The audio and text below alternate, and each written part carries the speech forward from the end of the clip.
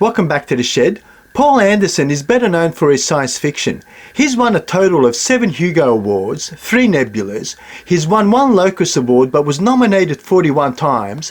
But tonight we're not going to focus on his great science fiction body of work, but we're going to take a bit of a meander into his fantasy world with a novella that he wrote 1 year prior to Tolkien's The Lord of the Rings, The Fellowship of the Ring.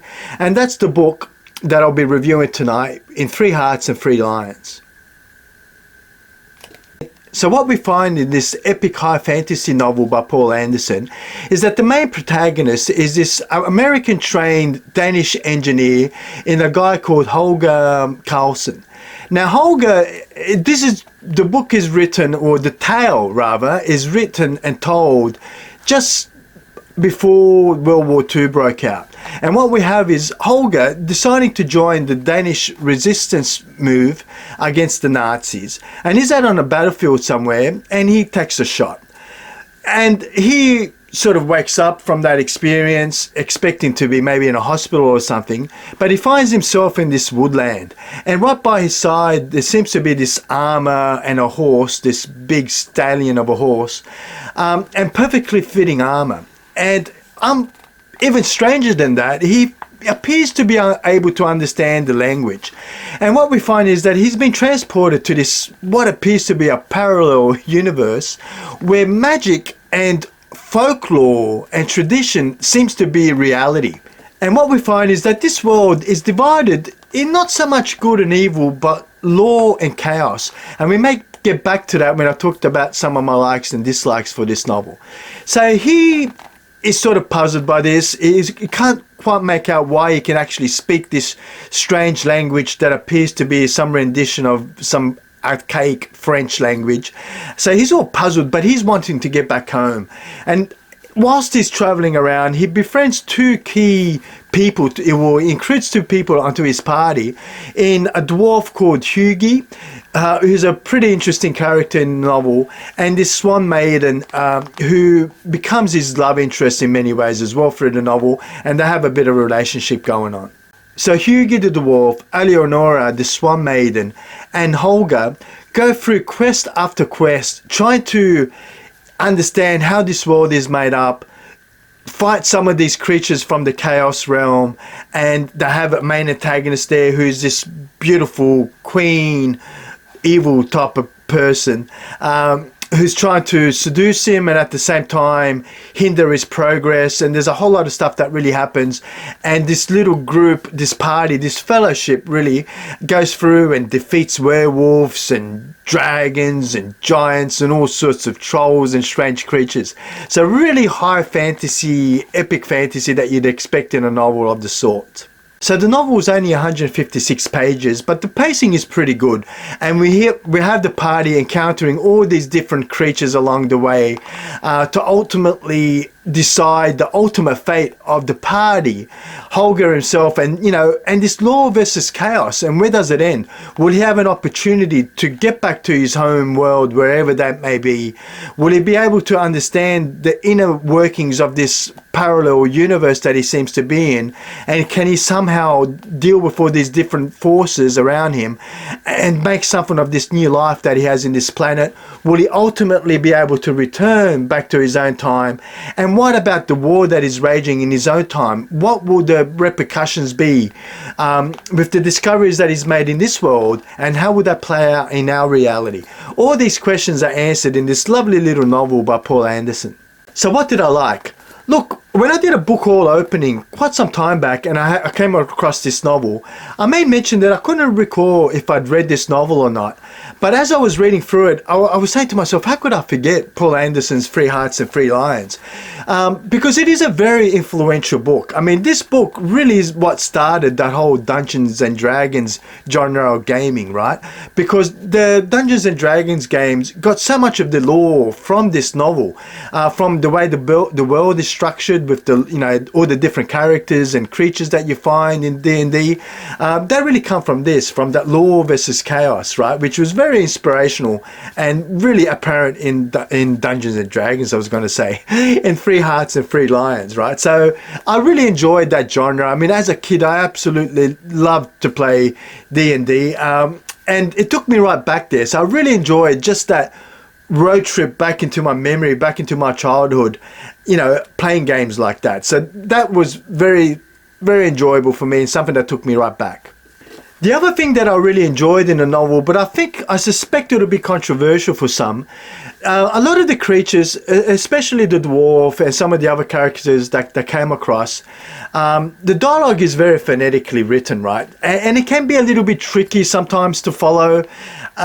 And I really enjoyed that. I've enjoyed books like that. I mean, one of my favorite all-time books is, Tom Sawyer, right?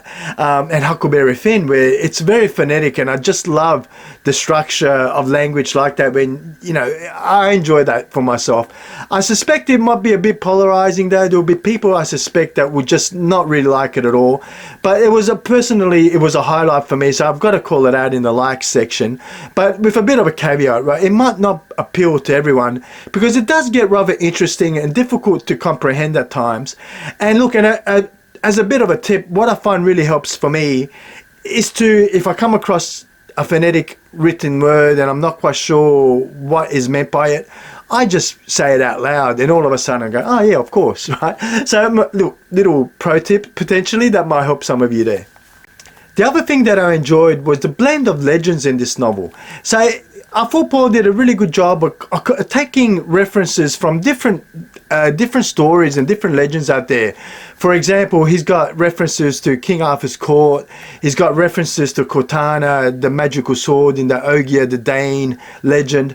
And he's done that with some bits and pieces from Shakespeare as well, which I thought was really nice. It was really nice how he's brought all those legends together and made them into his own stories. The other thing I enjoyed was the reluctant hero. So Holger was really, just trying to get back home.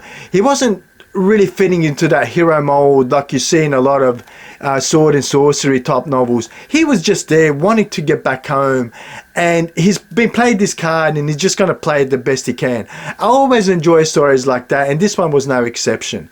The other thing that I really noticed as well is that this novel must have been influential for Michael Moorcock when we talk about the Eternal Champion. So there's a lot of references that I can see, having read the Eternal Champion from Moorcock some time back, that Michael Moorcock, I can't say for certain, but I'm sure he must have taken some cues from this great novel as well. So, in summary, what did I like is that this is a very influential novel, and it's a shame that it has really been truly overshadowed by Lord of the Rings.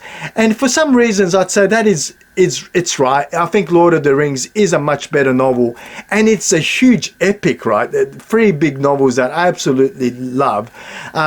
So it's difficult to compare the two, but it's also a shame that this one is a bit overshadowed and forgotten because of that. So what didn't I like? Look, I enjoyed the novel overall. I gave it a good 3.5 to 3.8 out of 5 in Goodreads for my own personal enjoyment.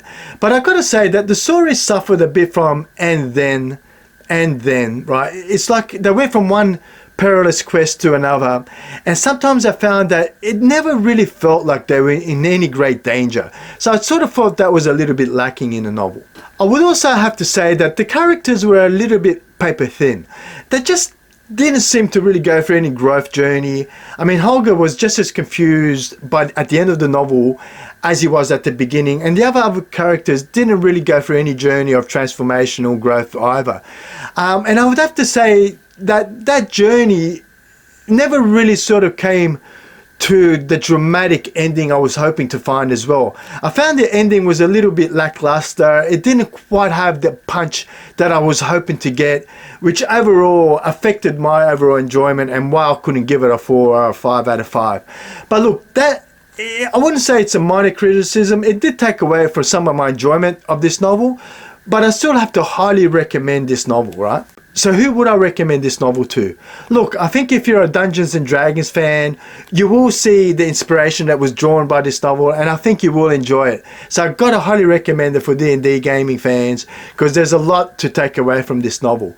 The other thing I would say is if you like Michael Moorcock's The Eternal Champion and you haven't read this novel, I think again you will highly enjoy this novel, because again I can see the inspiration that this novel was and the influence that he had on people like Michael Moorcock. The other thing I would say is if you like your high fantasy novels like C.S. Lewis's The Lion, the Witch and the Wardrobe, or Tolkien's The Lord of the Rings, I wouldn't say this book is in the same realm, but I think it does deserve its place on the shelf very close by. It's not the, I mean, it's only 150 odd pages, right? So it's not the epic fantasy novel that you get with Tolkien and Lewis, but I think it does add to that body of works, and I think it does deserve a good read all on itself, because I think it really helped shape that genre that a lot of people may just not really actually understand or realize just how influential this novel was. So again, highly recommended for you people out there that like your high fantasy novels. So thank you for spending time with me in the shed. I really did enjoy reading Three Hearts and Three Lions by Poul Anderson. It's always good for me to take a bit of a break from science fiction and delve into some of these classic fantasy novels. And truth be told, I think in my younger years, in my teens, early teens, I probably read more fantasy than I did science fiction back then. So for me, it's always nice to take a trip down memory lane and revisit some of these classic novels. And I'm hoping that this video has inspired you to do the same and take a look at some of these really influential novels that really did shape the genre for the ones that followed. Thank you again, and I hope to see you next time when we visit another classic science fiction novel in the shed.